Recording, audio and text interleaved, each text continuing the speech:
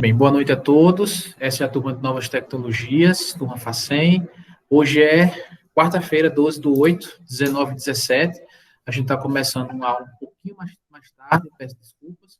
Eu tivemos uma reunião, tá? Mas vamos começar. Lembrando que essa aula está sendo gravada e depois será disponibilizada para todos o link. Se você não quiser, pode ficar com a sua imagem, né? Pode permanecer com sua câmera desligada e participar através do áudio. Eu peço que todos deixem os microfones desligados para evitar microfonia, mas a qualquer momento, e hoje eu vou perguntar um bocado de coisa a vocês, vou logo começar perguntando, né?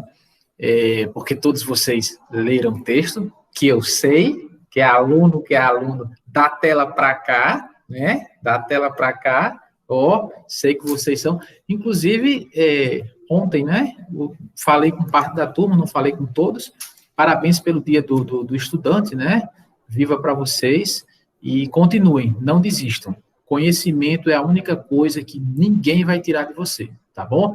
Quanto mais você estudar, mais conhecimento que você tiver, só faz bem para você, tá ok? Então, vamos lá, vou dividir aqui, partilhar minha tela, para a gente começar a conversar aqui um pouquinho sobre essa situação.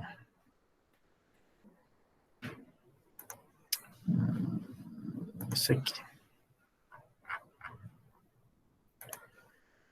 Ok. Então, tá aí, educação à distância, as turmas são a F e a G, sou o professor Davi Martins, 12/8/2020.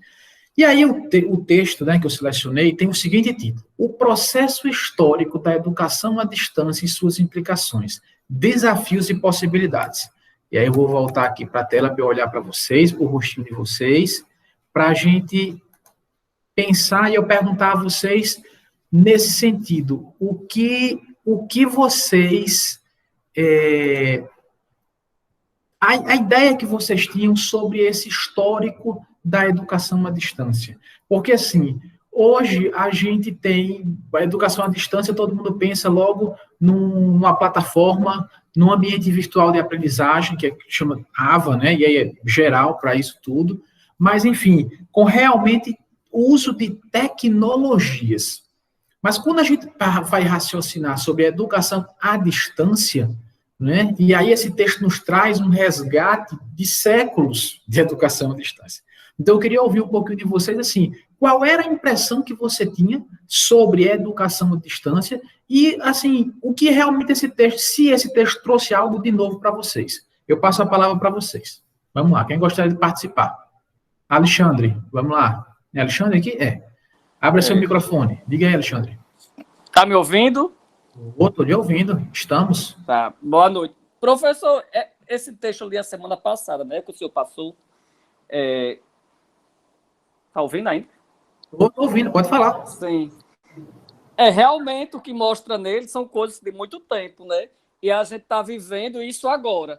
Porque, na verdade, quando se fala em educação à distância, o pessoal pensa mais na faculdade, né? E não no ensino médio, no fundamental. Eu não vejo... O Brasil ainda ainda está engatinhando sobre isso, né? Falando de um país de uma desigualdade social muito grande, até já discutimos esse assunto em outra época, na disciplina passada, do semestre passado. Mas não é fácil, não é fácil. Existe um número muito grande de faculdades, né? EAD, mas as pessoas começam e desistem, não concluem, né? Não sei. Mas isso. Eu acho muito difícil.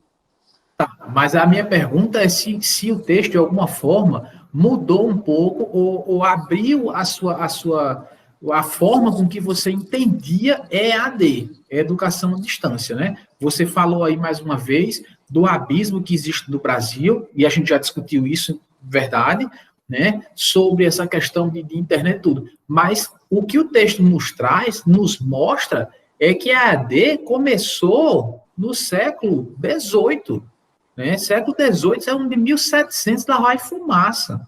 Então, nesse sentido que eu estou perguntando, alguém não tinha essa impressão, não tinha pensado por essa ótica ainda, do quão abrangente é a educação à distância?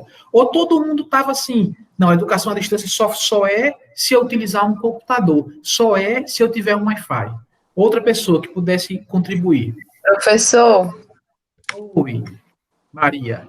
eu pensava, né, que o ensino à distância tenha começado agora, essa tecnologia tenha começado agora, mas não, já vem de muito tempo, dos anos não sei quantos, né?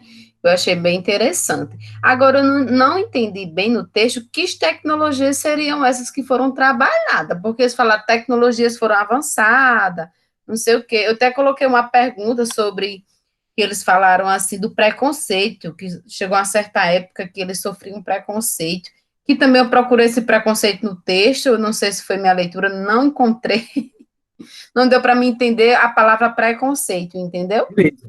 Mas o preconceito, Maria e demais alunos, é no seguinte sentido: provavelmente vocês já viram algumas charges, né, essas piadinhas que tem, esses memes que tem, sobre a atual situação de pandemia e o ensino remoto. E aí, às vezes, tem tipo assim, um carro que não liga. E aí diz assim, engenheiro, você se formou quando? Aí o cara diz assim, me formei durante a pandemia, na educação à distância.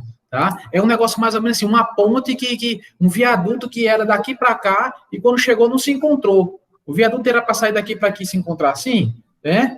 Plano. Aí ele chegou e ficou assim. Quando você vira, aí tem lá, se formou quando? Engenheiro formado quando? Durante a pandemia. E isso existe muito ainda, tá? Esse preconceito é nesse sentido da credibilidade que o curso à distância tem, certo? Quer dizer, que valor essa educação à distância tem? Então, é nesse sentido aí. E as tecnologias, e, é, e as tecnologias utilizadas, né? E aí, aliás, antes de falar de tecnologias, é por isso que eu estou jogando essa provocação logo no começo. Vocês entendiam que a educação à distância era sem tecnologia? Porque a primeira educação foi um curso lá que entregava o papel, o material impresso pelo correio.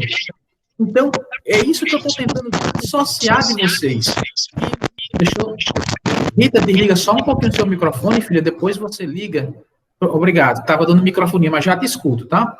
Então, assim, esse conceito, essa ideia de educação à distância, nossa, está atrelada a um computador, a um celular, a um Wi-Fi, a uma internet.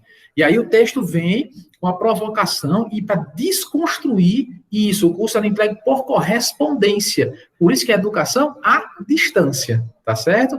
Mais alguém gostaria de fazer um breve comentário sobre isso, sobre essa ideia que você tinha de educação à distância? Professor, João, eu né? Oi, tá me ouvindo? Estou ouvindo, João. Pode continuar. Boa noite. Boa noite, gente. Eu ainda tenho um certo tipo de preconceito com a Normal. educação à distância. Que não é preconceito, é receio, né? Eu tenho um certo receio à educação à distância. Eu não terminei de ler o texto, mas já me clareou algumas coisas. E assim, o que vem mudando muito meu pensamento do semestre passado para esse é porque assim, o semestre passado, quando veio essa coisa da pandemia, eu tive muita dificuldade em me adaptar a essa realidade. Por quê? Certo. Porque é como você tinha falado na aula passada sobre o home office, né? Parece que a gente estuda muito mais, parece que a gente trabalha muito mais, parece que é Perfeito. muito mais cansativo do que na presencial. E aí, esse semestre, no período das férias, eu consegui me organizar, né, para estudar, para dizer, não, agora realmente eu vou me dedicar a isso. E aí parece, eu tenho a sensação de que eu estou estudando muito mais, mas parece que eu estou aprendendo muito mais, né, desse começo de semestre. Então, eu estava até vendo no texto que ele fala que a educação é muito focada no aluno, né? E aí a gente Isso. tem essa responsabilidade com essa modalidade, porque é muito mais difícil mesmo. Porque quando você está presencial, você joga a responsabilidade para o professor, né? Ah, o professor não ensinou. E aí é uma responsabilidade sua. Ah, eu que não fui atrás. É muito mais difícil, né? Essa Isso. responsabilidade. Perfeito, João, sua colocação, no sentido de que realmente, a gente vai ver isso no texto lá, em algumas frases que eu selecionei, né, da importância do aluno, do protagonismo do aluno. É o aluno que tem que correr atrás. Né? Foi quando você. Nada como a vivência. Né? Olha, acredite, se você fizer direitinho um curso à distância, ele pode ser muito mais puxado do que um curso presencial. Por quê? Porque o curso presencial, como você disse, você não lê o texto, você chega lá na aula, entendeu? Tipo assim, com o seu conhecimento de mundo, com a sua carga de conhecimento de outros semestres, de suas leituras e tudo. E a gente fala de tudo, a gente sabe falar um pouco. Então, nesse sentido, durante a aula presencial, vocês participam, você diz um negócio, você comenta, e, professor, eu vi isso. Mas, assim, no curso à distância, é tipo assim, nesse momento, não. A gente acabou de ter a reunião, né, com o pessoal, os professores, e alguns não estão fazendo essas aulas síncronas regularmente. E eu já disse a vocês, eu vou fazer toda semana. Se organize, nosso horário de aula é nosso horário de aula. Então, isso aqui a gente acaba trocando também essa experiência. Mas, geralmente, é você e uma tela do computador. Às vezes não tem esse momento com tantos alunos ouvindo, trocando essas ideias. Então, o professor pergunta lá, botou a pergunta. E aí, você lê o texto, qual foi? O autor disse o que é sobre isso? Cara, é você e a tela do computador para você digitar. Então, naquele momento, para você se preparar para uma aula à distância, você realmente é muito solitário, perfeito. E é por isso que muitos desistem. Mas aí exige realmente do aluno que eles, cara, eu vou ter que responder. E se eu não souber responder, eu vou enrolar, né? E no presencial, a discussão, a interação, e todo mundo fala, cada um diz um negócio, e você lembra de um negócio, e aí vai. Mas realmente a distância, para você fazer bem direitinho, amigo, é bastante puxado mesmo. E eu respeito aqui alguns comentários, eu sou bem tradicional, eu gosto do presencial, eu gosto, enfim, mas que bom que você, João, traz esse depoimento. Maria também, né, Maria? Você gosta da aula presencial, é isso? Normal, gente. Olha, já disse isso e vou dizer de novo. A gente dormiu na cultura do presencial e acordou na cultura do EAD. A gente não teve transição, foi incrível, né? Então, nesse sentido aí, foi uma quebra, foi uma ruptura muito grande para todo mundo. Agora, como você diz, João, quando a gente viu, e muitos dos alunos passaram por essa fase, digamos assim, de amadurecimento. Porque quando deu esse problema lá em março, que suspendeu as aulas, muita gente não começou a estudar, não. Muita gente, não ia nem atrás. Isso foi no ensino superior, na pós-graduação, isso foi no ensino básico, no ensino médio, isso foi tudo. Mas não, daqui a pouco volta. Só que agora, quando passou o meio do ano, e as notícias, todo mundo acompanhando, muita gente deu um estalo agora. E disse, rapaz, vai demorar, sim.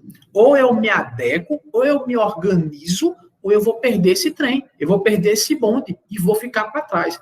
E aí você passa a se organizar. Por exemplo, uma coisa que é muito positiva, que muita gente não percebe ou não reconhece, é tempo de deslocamento. Então, assim, vamos lá, na teoria, ninguém era para, por exemplo, reclamar de falta de tempo para ler textos. Por quê? A gente começa a aula às 7 horas. A aula presencial era às 6h30. Que horas você saía de casa? Que horas você saía do seu trabalho? 5 e um pouquinho, pegava um ônibus, chegava lá com 40 minutos. Se você deixar para ler o material, eu só leio na faculdade. É ótimo, Alexandre. Obrigado pela sinceridade. Eu adoro vocês, amo vocês. Mas, enfim, o tempo do deslocamento, você não tem mais. Agora, qual é o grande problema que tem em educação à distância? É justamente essa organização do aluno. Gente, a gente está em casa.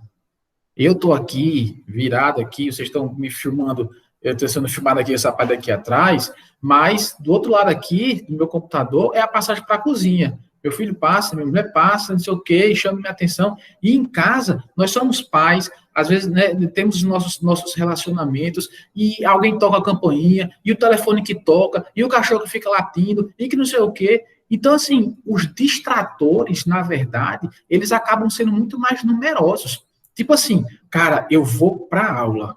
Bom, vou deixar essa situação aqui, vou para a aula. Quando você chegava na aula, né, que você estava lá na sala de aula, bom, muita gente atendia o telefone, o WhatsApp e tudo, mas tipo assim, cara, tô de boa aqui. Se o professor der uma aula razoável, eu vou focar nessa aula. Também se ela for chata, aí todo mundo conversa, não tem por onde correr, não. Tá? Mas em casa, cara, você pode ter muito mais distratores. Mas eu queria sim, o da minha Virgínia está latindo nesse momento, tirando minha atenção. Sinto falta do corpo a corpo. Isso, é a questão da cultura, né? Que a gente sente falta. Então, eu queria essa provocação, essa reflexão rapidinho, e vou voltar aqui para a apresentação que eu preparei aqui para vocês. Só um instantinho. Aqui. Vamos lá. Então, a ED no Brasil e no mundo, né? E o texto vai nos trazer essa reflexão. Lembrando, fiquem à vontade para abrir o seu microfone e fazer um comentário a qualquer parte da aula, tá bom? Então, aí, como eu tinha dito, né? O texto vai nos trazer, eu acho que o termo certo seria até assim, um choque de realidade. Porque, acreditem, eu trabalho com educação à distância, né, na FACEM e tudo, mas eu não me lembrava de que a educação à distância, não com as tecnologias, é óbvio, essas tecnologias são muito mais recentes, né? Elas tinham começado há tanto tempo. Então, quando eu vi, poxa, o início é no século XVIII, gente, lembrando aquela regrinha que eu já trabalhei com vocês, né? Quando o ano, pronto, agora é meu cachorro latino, quando o ano termina em 00, você corta os 2 zeros e o que sobra é o século, tá? Quando não termina em 00, você corta os 2 zeros e soma mais um. Século XVIII é 1701, já é século XVIII. Então, assim, claro que também não necessariamente 1701, mas 1710, 1720, teve o primeiro curso por correspondência lá em Boston, nos Estados Unidos. E isso é o pontapé inicial na educação à distância.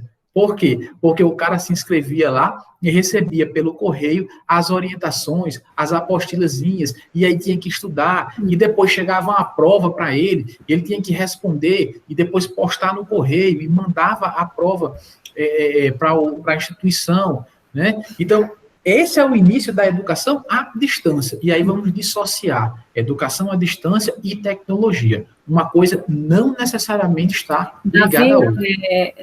Davi, essa educação aí à distância por correspondências lá do século XVIII atrás, eu acredito que a gente está vivendo hoje na modalidade em que os professores muitas vezes não estão usando as ferramentas tecnológicas, estão enviando as atividades para os alunos impressas. No caso, os pais pegam essas atividades na escola para os alunos fazerem em casa, depois a devolutiva.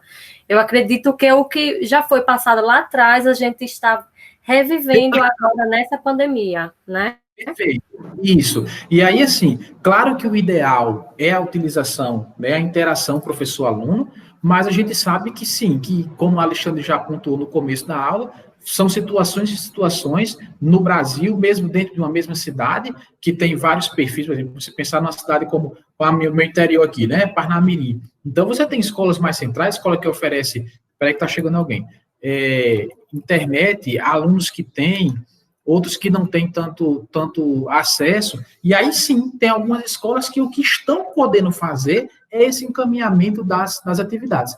A diferença, eu concordo com você com essa analogia, a diferença é que nesse momento aqui, lá no século XVII, era tipo realmente pelo correio, né? Porque isso permitia, por exemplo, que outras pessoas de outras cidades se beneficiassem daquele curso que era oferecido lá em Boston. Quero falar. Pois não, por favor. Ô, professor, eu acho que o meu se encaixa à distância, porque eu fiz a parte do ensino médio, era no supletivo aqui em Natal, não sei se era estado ou era prefeitura, mas eu ia pegar só os módulos, estudava e ia lá fazer a prova no período certo. Pronto. Não sei se encaixa. Encaixa, você fez parte de um modelo de educação à distância. Isso é outra coisa que a gente tem Professor, que entender. Oi. Milena está pedindo, acho que é Lenin. Milena está pedindo para aceitar ela, que ela está mandando convite e não está aceitando. Assim, eu estou partilhando a tela com vocês estão vendo exatamente o que eu estou vendo, e o convite dela, infelizmente, no momento não está aparecendo. Gente, eu vou explicar. Tem algumas pessoas que estão com problema porque elas estão entrando no link errado, mas eu estou mandando aqui no privado, qualquer coisa a gente repassa. Tá bom, obrigado. E faz um barulhinho aqui para mim, e aí eu escuto. Diga, Alexandre, conclua. Sim, aí pronto, eu fiz parte do meu ensino médio desse jeito. Mas não foi fácil não, viu? Não era fácil, não. Não era fácil, não. Perfeito, eu concordo. Mas aí As sim, exatas, então, essa me torei um bocado. faz falta realmente na questão de você poder tirar a dúvida e interagir com... Pronto, entrou agora, Milena. Né? E essa questão da interação com o professor, principalmente na aula de exatas, faz sim uma diferença enorme. Mas aí, voltando para cá, o que eu estava falando sobre essa questão de educação à distância, uma coisa que a gente tem que entender que são, digamos assim, modelos de educação à distância. As regras, elas não vão ser sempre as mesmas. Essa aqui, lá do século XVIII, 1700, lá vai fumaça, o cara realmente se inscrevia e mandava pelo correio, chegava as atividades pelo correio. Aí a gente já está no momento de pandemia, uma colega foi e disse, professor, algumas escolas estão entregando atividades impressas e devolvem. As famílias estão indo buscar. É um outro contexto, mas está caracterizado essa questão, essa relação com a educação à distância. Aí a Alexandre também já disse, o meu supletivo, eu ia buscar também e fazia e tinha essa dificuldade. Perfeito, tá? Então, não é porque não tem um computador que não é educação à distância. Esse é o ponto principal, o ponto inicial. E aí o texto vai nos trazer uma cronologia, né? Século XVIII, Estados Unidos, um século depois, no XIX, nos anos de 1800 e pouco, já apresenta uma concentração maior na Europa. Aí você veja que essa ideia já atravessou o Atlântico, né? Já saiu das Américas e já foi para a Europa. Concursos na Suécia, Reino Unido, Espanha, além dos Estados Unidos. Então você tem América do Norte e Europa, e no início do século XX, um século a mais, países como a Austrália, você já está lá na Oceania, a Alemanha, Noruega, Canadá, França, África do Sul. Então, num período de, vamos lá, 200 anos, do século XVIII ao século XX, a educação à distância que começa no continente americano, ela já se expandiu, já chegou... mais alguém aqui. Já chegou na África, já chegou na Oceania, já chegou na Europa. Então, assim, em 200 anos, esse modelo ele já se espalhou pelo mundo todo. E aí, na segunda metade do século XX, e é sempre importante a gente lembrar essa questão de que período a gente está falando, para se situar, segunda metade do século XX, vão ser os anos de 1950 em diante. Tá bom? Então, a partir dos anos de 1950, a educação à distância se fortalece e se estabelece como uma importante modalidade de ensino. 69, na Inglaterra, é a abertura, tem a autorizada a abertura de uma universidade, a universidade aberta, né? Então, aí, ela se torna, e o modelo que ela vai adotar, que até Maria, acho que foi Maria que disse, né? Professor, não entendi essas tecnologias que eles utilizavam, certo?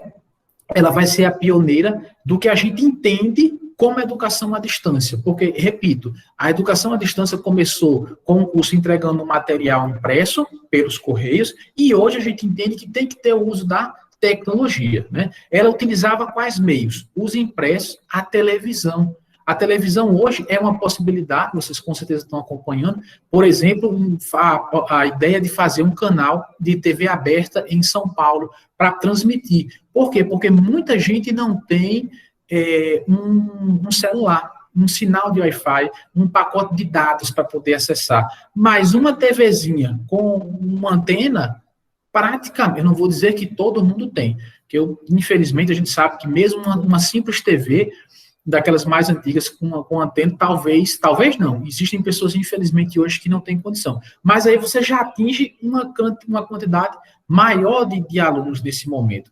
Então, eles utilizaram as impressões, a televisão e faziam um curso. Olha a estratégia, gente, para você poder ganhar espaço.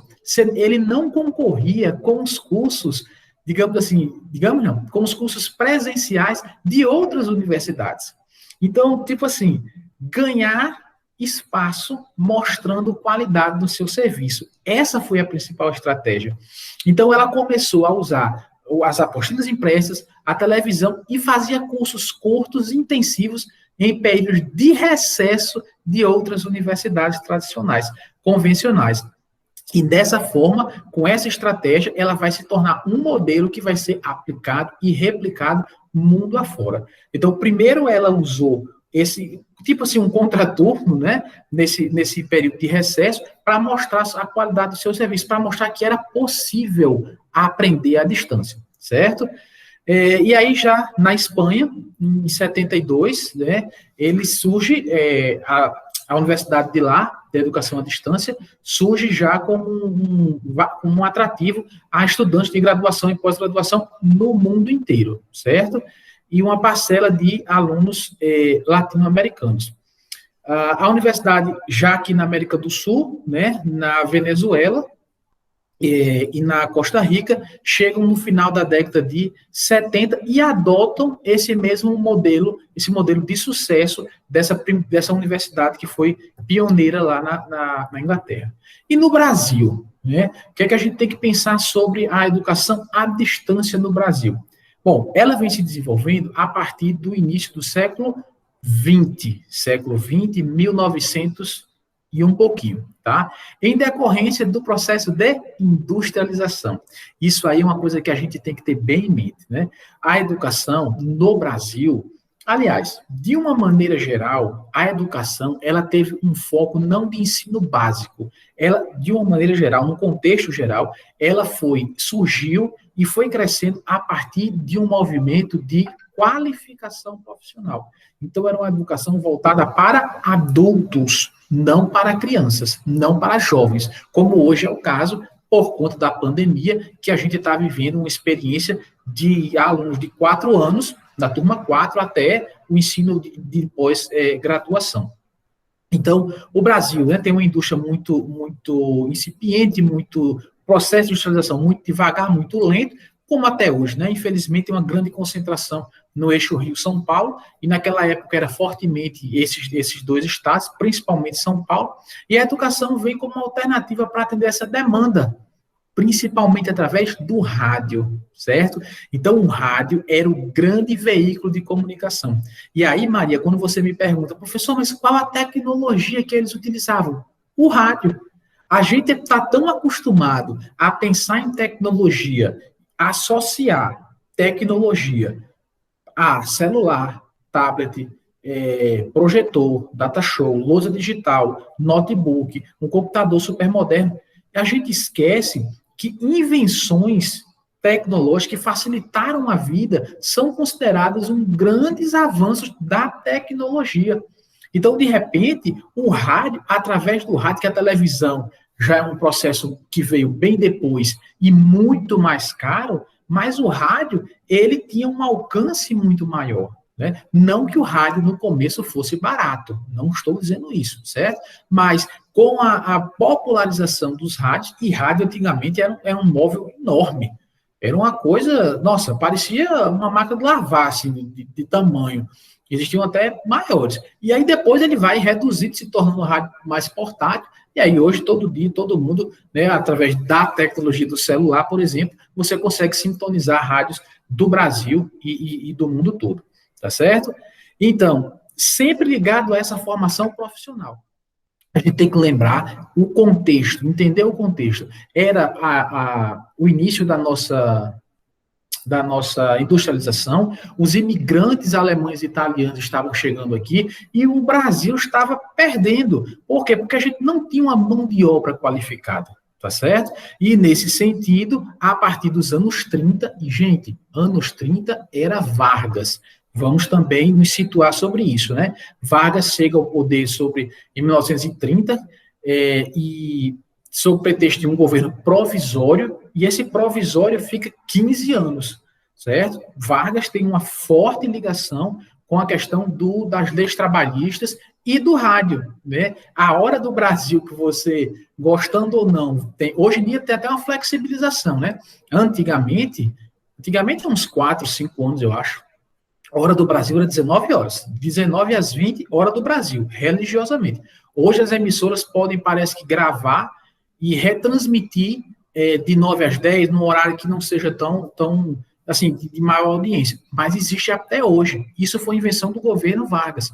Então, ele usava sabiamente, Vargas foi um grande comunicador e utilizava o rádio para chegar a toda a população. Então, foi o rádio, foi essa tecnologia do rádio que permitiu esse avanço desses cursos à distância.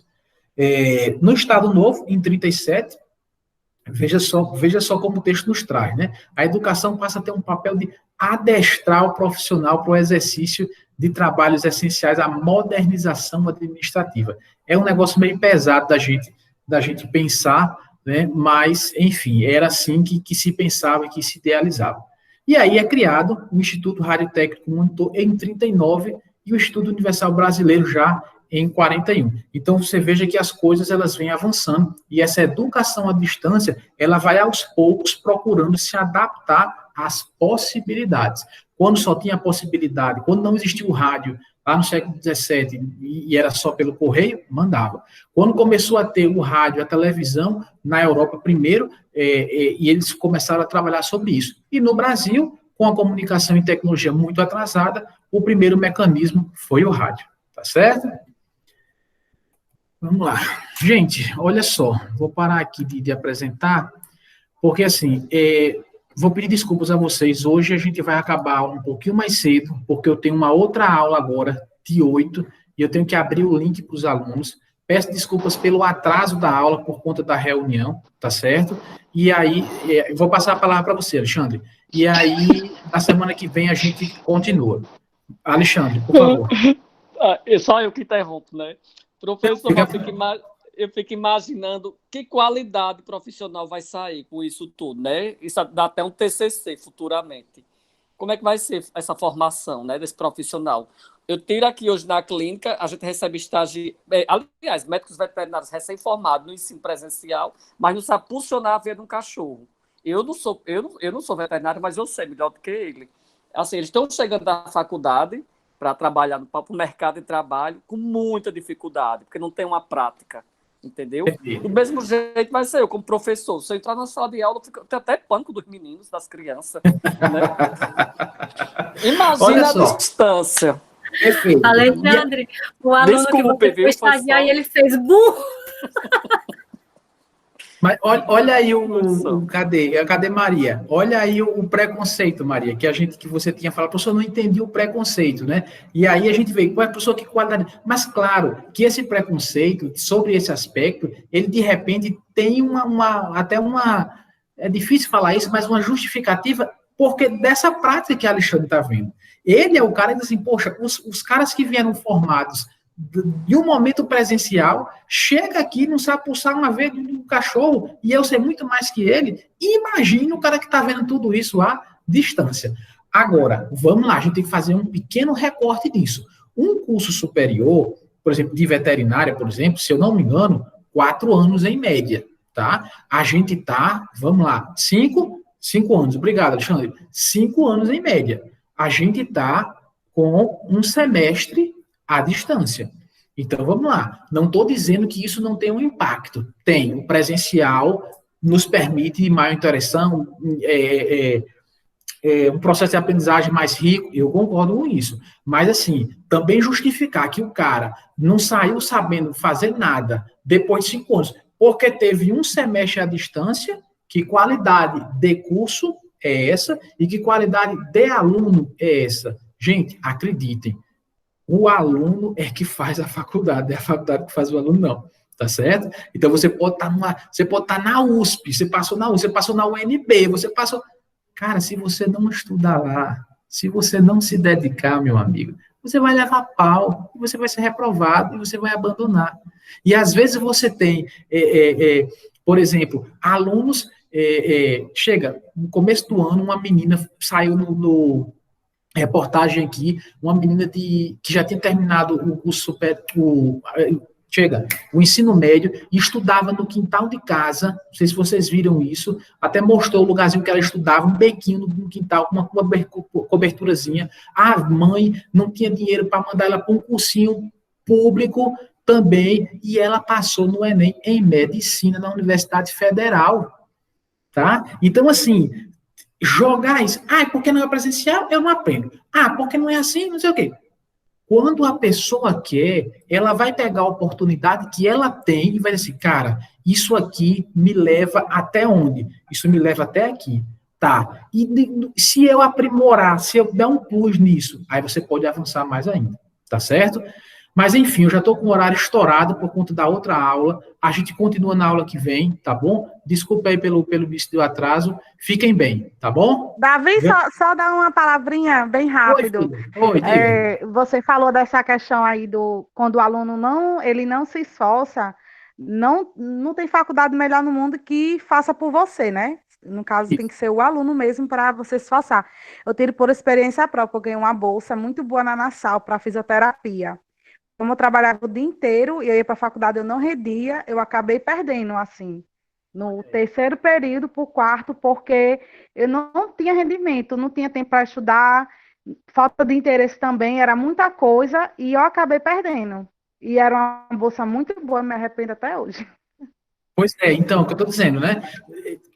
Veja só, na verdade é uma engrenagem, gente, tá? É uma engrenagem. A faculdade, a universidade, a escola tem que te dar suporte, isso é importante, mas você tem que pegar esse suporte, enganchar sua parte e alavancar, e subir, tá certo? Um sem o outro não vai. Mas acredite, eu acredito que quando o aluno realmente quer começar, a menina que passou em medicina, estudando no quintal de casa lá, sem auxílio, sem aula à distância, sem nada, vocês conseguem, tá bom? Fiquem com Deus, até a próxima aula, tá bom? Estou encerrando aqui.